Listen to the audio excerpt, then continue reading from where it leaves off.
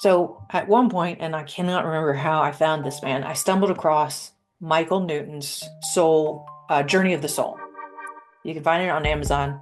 And it was a book that really changed my entire life and has still colors the way that I reframe things to this day and will forever because it's still it's a continuing journey. So Michael Newton was a spiritual regressionist. And in I think he lived until like 94. So for about 30 years there, 60s, 70s, up to the 90s, he would lead people on past life regressions. He would take them on those guided meditations, like I talked about. He would lead them on this imagery. And in order to get to that past life, he had to pass them through their death cycle, meaning part of the journey is to release the soul from this body, in a sense, so that you can experience the birth of the prior life that you're going to. And he noticed when he would get to this space, the space between these incarnations, that the people he was regressing were having similar experiences. They were describing similar events. So a lot of regressions, if you try any of them, will lead you to the point of death. Experience that life, see what it felt about. Now you're on your deathbed. What does that look like? How does that feel? Now feel your soul release from your body. What happens? When he was doing this specifically to look into the incarnations, he realized there was a place in between lives. And if you're listening to this and you're saying, of course there is, 100%. If you believe in reincarnation or don't, there's heaven, there's hell, there's all these things that we believe about. Because humans spend a lot of time wondering what happens after we die. It is something that we spend a lot of our lives worried about.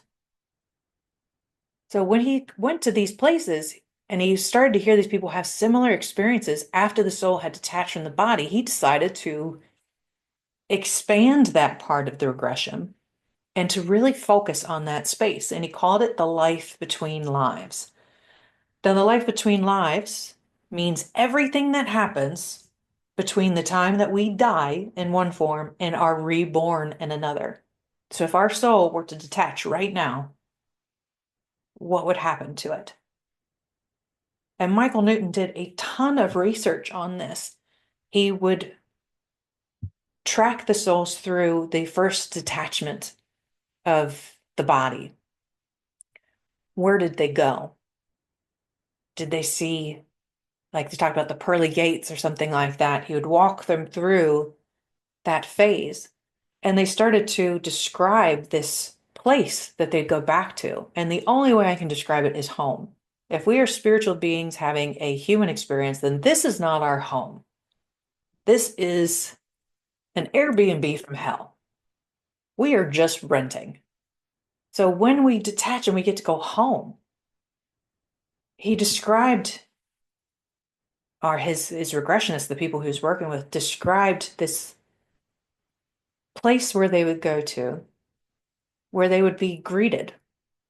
So as soon as the soul was detached, depending on the experience of the soul, they were met by groups of people to help them reintegrate back into their home. Some of them met loved ones that had been incarnated with them at some point in this life. Other people met spirit guides, their guardian angels, if you will. Now, a spirit guide is a being who travels with you through all of your incarnations. Guardian angel is not a bad way to think of it.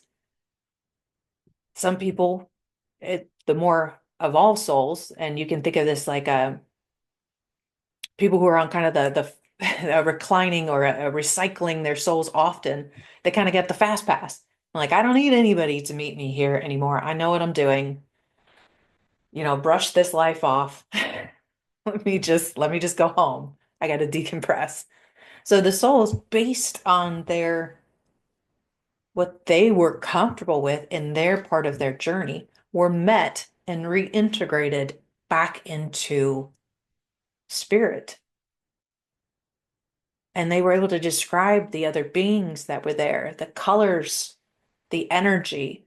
And there was similarities across all of these people that he had regressed. So This sent me down a whole rabbit hole.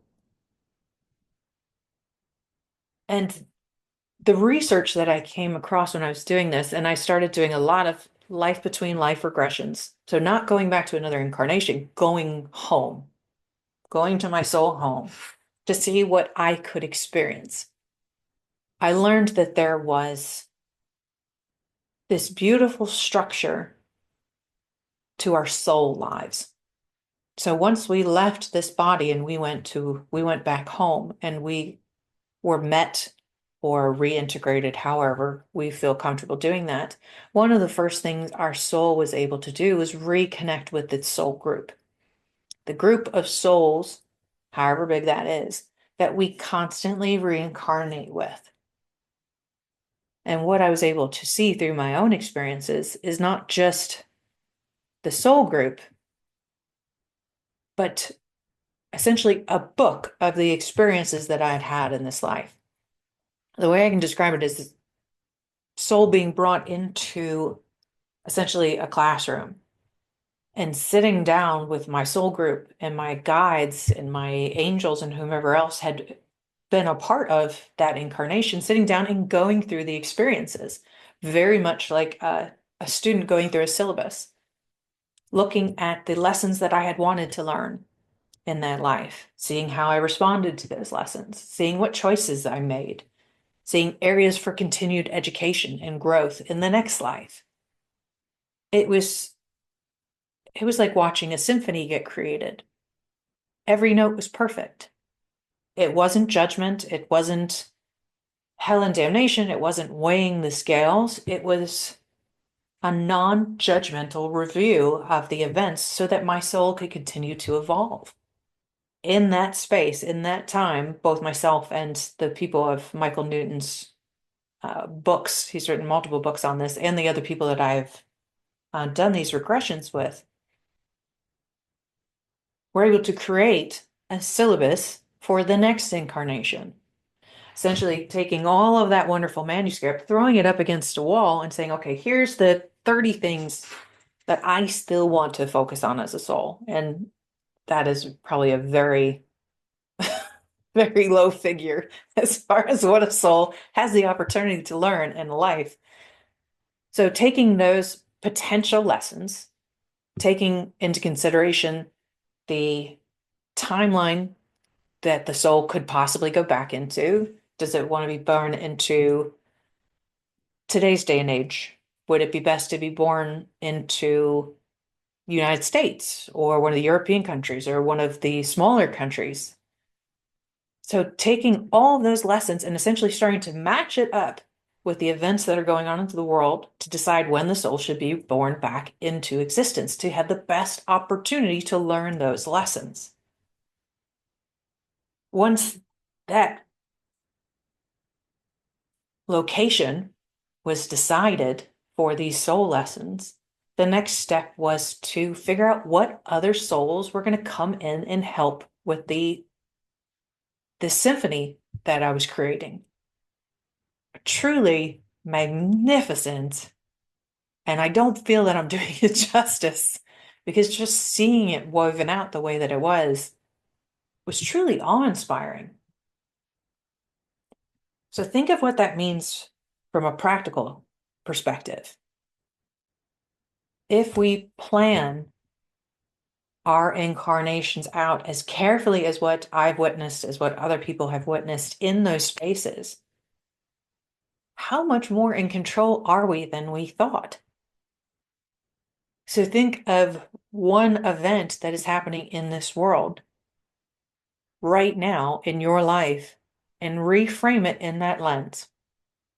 Think about your soul sitting down with this other soul, or maybe just by yourself with your guides, with angels, and saying, okay, I need to learn something specific here. What is the best way for me to learn that? And then you get this event.